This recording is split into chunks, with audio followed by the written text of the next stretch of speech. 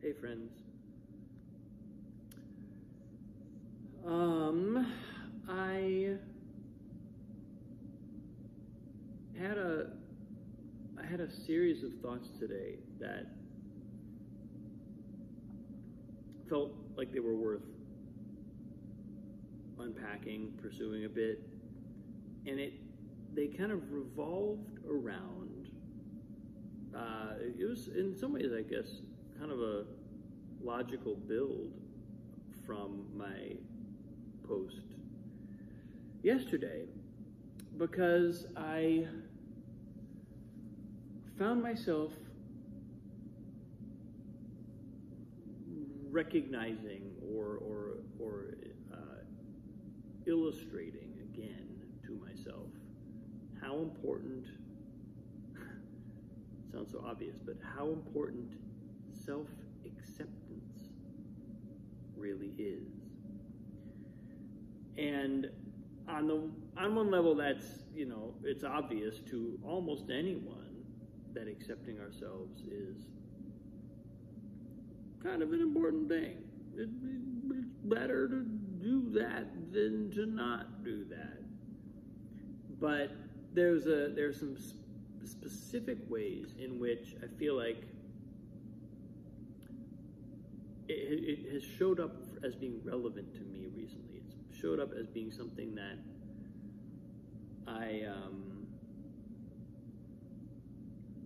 I feel an extra imperative, or at least an extra awareness around, because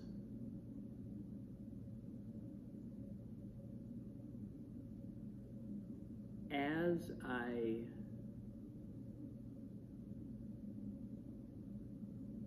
age, as I grow older, as I watch my influence on the people closest to me, as I observe the way I affect my wife and I affect my daughter, right?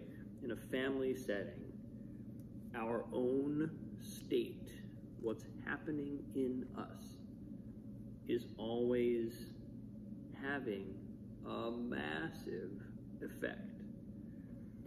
And I think it can be underappreciated how powerful that effect is. I almost don't think it can be overappreciated or overstated, because there's a way in which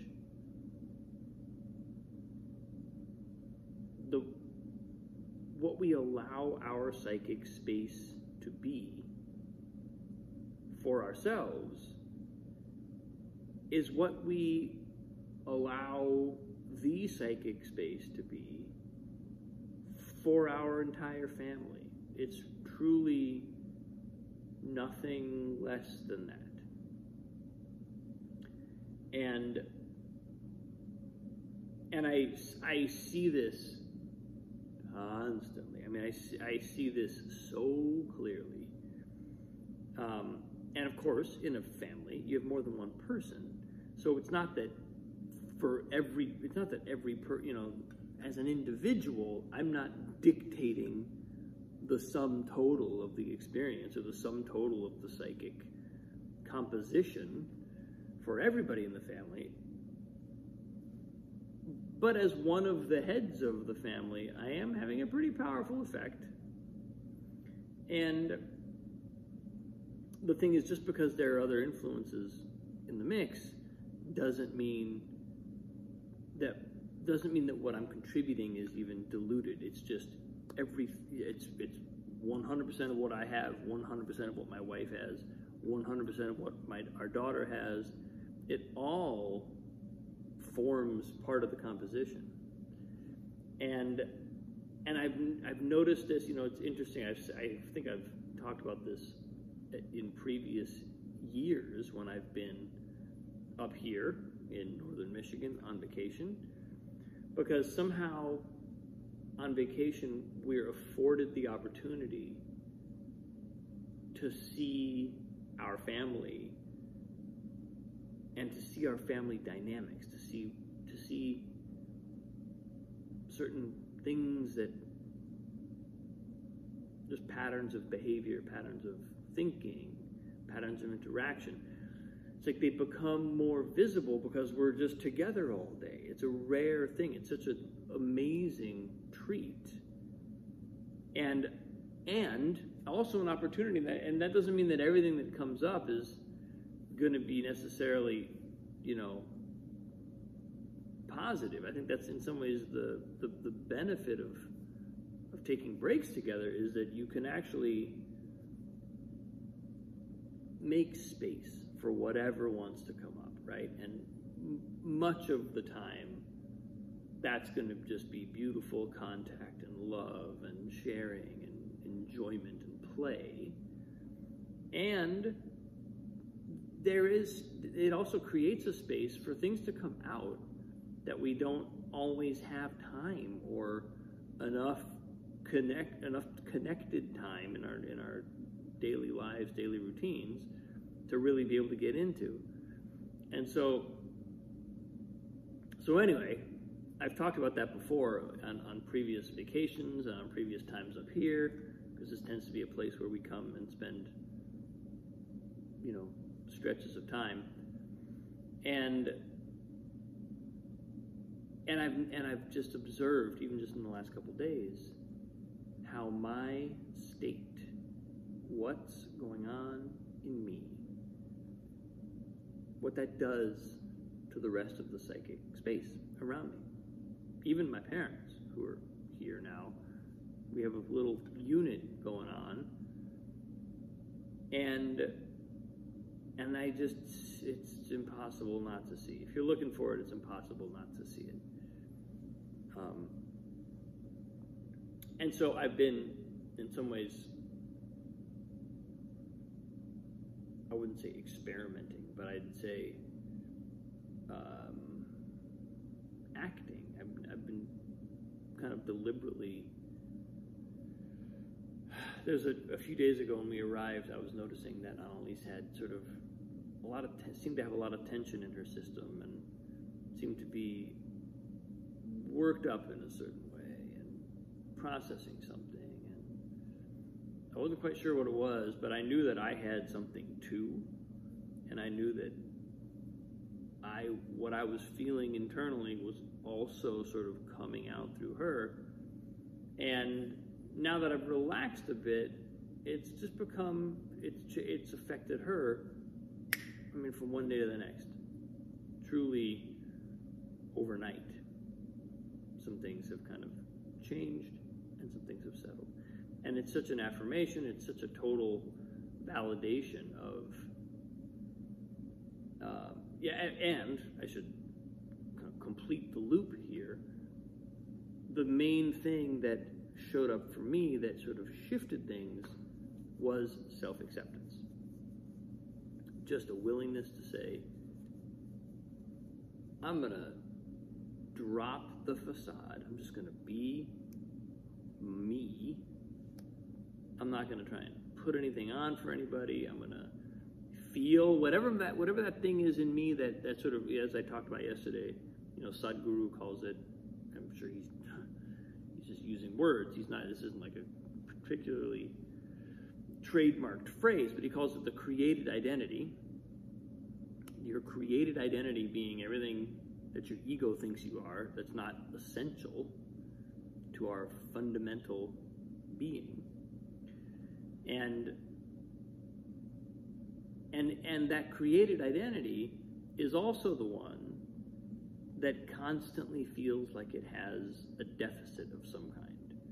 Because a created identity always has a deficit of some kind. It always is lacking something. It's always wounded in some way. It's always not quite enough. It's a human ego. And I don't, on some level, I think self-acceptance, therefore, is a process that has to continually happen. It's not something where you I accept myself and then I'm done. For the rest of my life, I've now accepted myself. I think that it's something that, precisely because the ego keeps evolving and changing, and our created identity is always shifting. I think that accepting ourselves, is something that also has to kind of continually be updated. We'll need to accept ourselves today, and then live a little bit, and then accept that, and then accept that, and then accept that. It just goes on. It's not something that, it's not a one and done kind of deal. And I think between acknowledging that for myself, which is important, and sort of, it also, because what that implies is that when you accept yourself, you haven't, like, it's not like, so if you accept, let's say you feel total self-acceptance one day, and then the following week you no longer feel it, that doesn't mean that you did it wrong, or that it wasn't real the first time when it happened. It just means it's ongoing. It means you gotta stay with it. You gotta do it again. You gotta stay in the game again. You gotta keep looking, keep seeing. And that's, it's both good news, I suppose, and not so much bad news, but it's chastening news. It's good news because it means there's nothing wrong when we feel that the need to accept ourselves again. There's nothing wrong. We didn't do it wrong last time. Everything is fine. And on the sort of like the chastening side, or the sobering side, it's like we just need to, that work will likely never be done until we reach full enlightenment. But in the meantime, there's going to always be that next layer that we hit, the next thing to accept. And so between appreciating that whole process on the one hand, and the effect that that has on the people that I love, the people that I live with, I'm getting a wonderful little snapshot of time with my parents and my wife and my daughter, 3 generations. I get to kind of watch them all in motion. And being reminded of the effect that that has on everybody involved is really helpful. It's just helpful, and it's grounding, because we realize that work that feels so personal, it feels like us wrestling with our own ego and hopefully coming to some kind of acceptance of it and some sort of peace with it. That very internal work is not in any way strictly personal to us. There's a huge ripple effect that it's having on, well, everybody around us. So yeah, that's where I am today.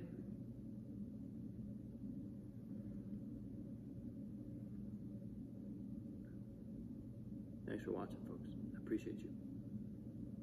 Have a wonderful day. I will see you soon.